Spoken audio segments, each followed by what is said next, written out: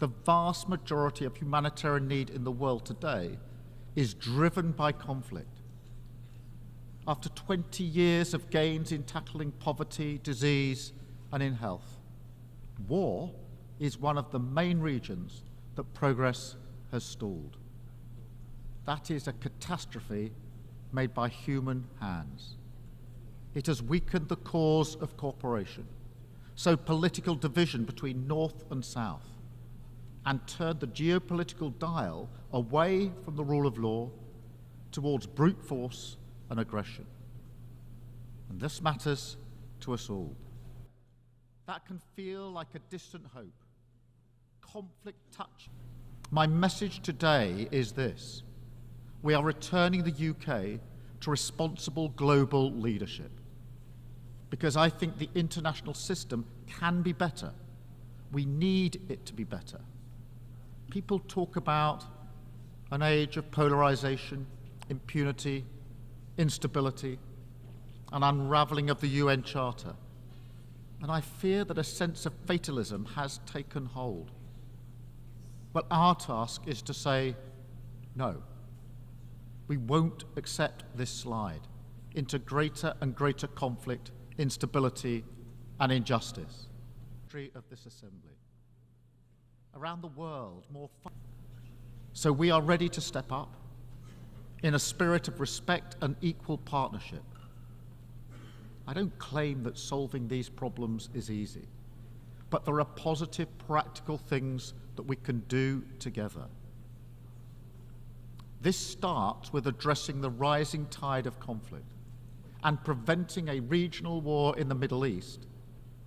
I call on Israel and Hezbollah, stop the violence, step back from the brink.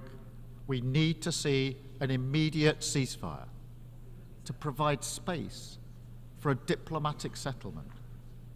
And we are working with all partners to that end, because further escalation serves no one. It offers nothing but more suffering for innocent people on all sides. With the effects of war, poverty, climate change, this is intimately linked with the situation in Gaza, where again we need to see an immediate ceasefire. It shames us all that the suffering in Gaza continues to grow. The answer is diplomacy, the release of all the hostages, and the unfettered flow of aid to those in need. That is the only way to break this devastating cycle of violence and begin the journey towards a political solution for the long term, which delivers the long-promised Palestinian state alongside a safe and secure Israel. We must also work together for peace in Sudan and a proper response to the worst humanitarian crisis in the world today. We need to see greater action to deliver aid and to deliver peace.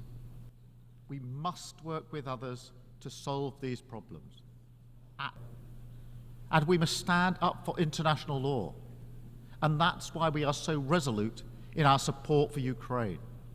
They are exercising their right to self-defense as provided for under the UN Charter and recognized by 141 members of this Assembly.